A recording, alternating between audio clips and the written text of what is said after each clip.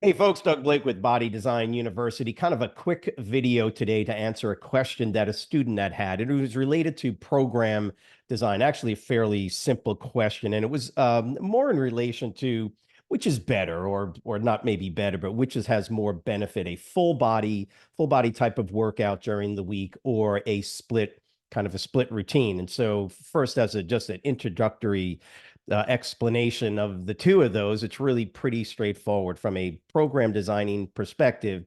And remember, this is for personal trainers. Now, if you yourself want to do split routines based on something you've seen other folks doing, that's fine. But from a personal training, certified training perspective, you definitely want to be a little bit more concerned about the science of recovery, physiology, to help you make some decisions as to actually how you're going to conduct your programming. Of course, the other big factor in this is how much can your clients afford to pay you for the time that they're going to spend training with you. So the general understanding is that if an individual is only going to train 1 or 2 days a week, you could technically 1 day a week just do a full body workout. Because again, the understanding is that for the average detrained, again, you hear what I'm saying? I'm giving you some preliminary variables to keep in mind. Detrained, unfit, or low fitness level individuals have to be very, very careful about overtraining or doing too much to where their recovery systems are simply not capable of dealing with multiple training points during the week. So some folks can, they'll train once a week and they're happy they're doing 1 day of resistance training. That's fine, right? We would much prefer, obviously, that they train more days during the week. But again, this is an individual, it's all by an individual basis, all on an individual basis. So if a person can only train once a week, I've had clients just come in on a Saturday. They're very busy during the week. That's their life. They can do a couple of days of cardio in between, but from a resistance training perspective, spending an hour a week, no, that's like 1 day. And the workout then is going to simply be what we call a full body workout. In other words, we're going to do 1 or 2 sets of an exercise or a couple of exercises um, for each of the major muscle groups. And again, here it is, right? From a personal training, certified trainer perspective, you got to be very careful. You don't need to be training people's calves. You don't need to train people's forearms. I mean, if you're going to do that, that's fine. But those are just not necessary muscle groups to train. You don't need to train specific areas of a particular muscle, like training the inner pec or the outer lower pec, even though those don't exist, by the way. See the other videos that I've done on those silly notions. The point is that you train your pecs. You do a couple of sets, 1 or 2 exercises, and a full body type of workout. Why? Because you've got to be careful with the total amount of time you're training, total amount of what we call volume of training, right? Number of total sets and repetitions. All of this is a balancing act for the certified trainer. Okay. And again, we're talking about individuals that are relatively unfit, detrained, right? So their recovery systems are simply not at the same level as a very fit client, right? Or even an athlete, amateur athlete, and of course, advanced athletes. So the full body workout has generally been used when individuals train once a week for resistance training. Now, there are other schools of thought, and I have no issues with it, by the way, where you could do 2 days a week of full body training, right? So on a Monday and a Thursday, or a Monday or Friday or Tuesday or Saturday, some folks would prefer to get 2 days a week, but you could technically do a full body workout. But again, there's a potential issue with that, in that if you train a body part like the pecs or the quads and you train them significantly hard enough, the individual might still be sore and not fully recovered for that particular body part 3 days or even 4 days later. There is a possibility. So if that's the case, I do know trainers and they get fine results with their clients from the training perspective that do 2 days a week, full body workouts. However, here's the stipulation is they lower the overall intensity and they reduce the volume of the workout. So it might be two 30-minute workouts, full body, one exercise, one or two sets per body part. And by the way, I know some of you are probably right in the comment section below. That's not a good way to train. No, of course, it's fine. We're happy when people train, period. My biggest concern is that they're actually maintaining the nutritional component of the programming that we have them on. Absolutely nothing wrong with doing that type of scenario. So this idea of full body. Now, the problem then is that now I have known folks that do 3 days of a full body workout. That's probably a little much because remember, the more frequently I train a muscle group, any muscle group, whether it's the quads or the biceps or the triceps, the general rule of thumb is that the more frequently I train it, the lower the total volume, the lower the total intensity. Let me give you sort of a way to appreciate this. If I want to, quote, train my biceps, I can grab on Monday, I could grab a 5-pound dumbbell, 5-pound dumbbells. Now, y'all know that's not very heavy. In fact, that's not any weight at all. 5 or 10-pound dumbbells. I can do a set. Now, watch this. I'm doing this on Monday. I do a set of dumbbell curls for 10 reps with 10 pounds, right? And I put it down and I walk away and I come back the next day. What has happened to my biceps at that point?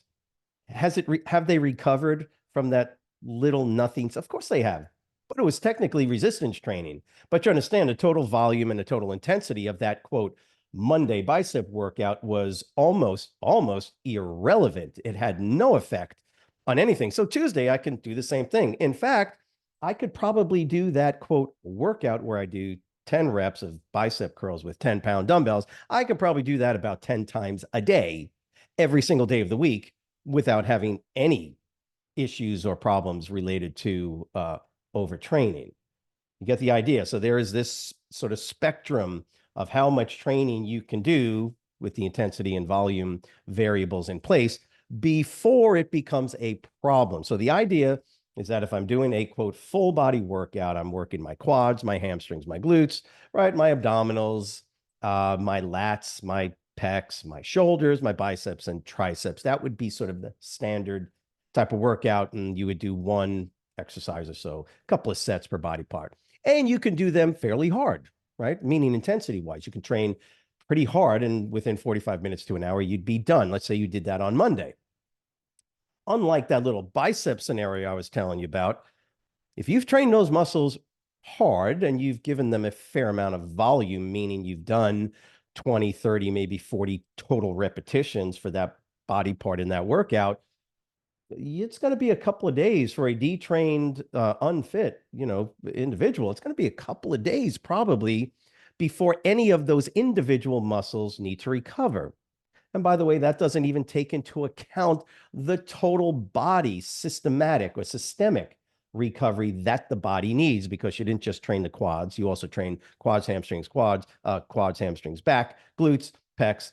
And because you have trained multiple muscle groups, there is a systemic recovery component to this as well. I don't want to get too far into this other than to say that there's nothing wrong with full body workouts and perhaps even doing full body workouts twice a week, but you've got to now balance the total intensity and the total volume of that training to navigate to a two-day per week full body. That's why generally, because we know we're going to train people pretty hard, right, for the time that they come in. That's why the concept of a full body workout has always been 1 day a week to give a full, basically a full week of complete recovery for any given body part. So that's the full body. So the point is that nothing wrong with that. Now we get into the split routine, right? And so the split routine is just a programmatic way of dealing with multiple training days during the week to ensure that no particular body part is going to be overtrained, okay? The standard, and I'm saying standard in the industry is 2, 3, or more days per week. The general understanding is that once again, from a a trainer's perspective, a professional certified trainer's perspective, for an unfit individual, you would probably want to max out at 3 days per week. Oh, I know you can go 4 days a week, and it just depends on their level of fitness. Absolutely. I've trained clients 5 days a week, right? I've just cut down the total amount of time they trained, total amount of volume, upped the intensity of the training, and they recovered fine. And we would train multiple days during the week. Of course, with athletes, I can train them 6 days a week.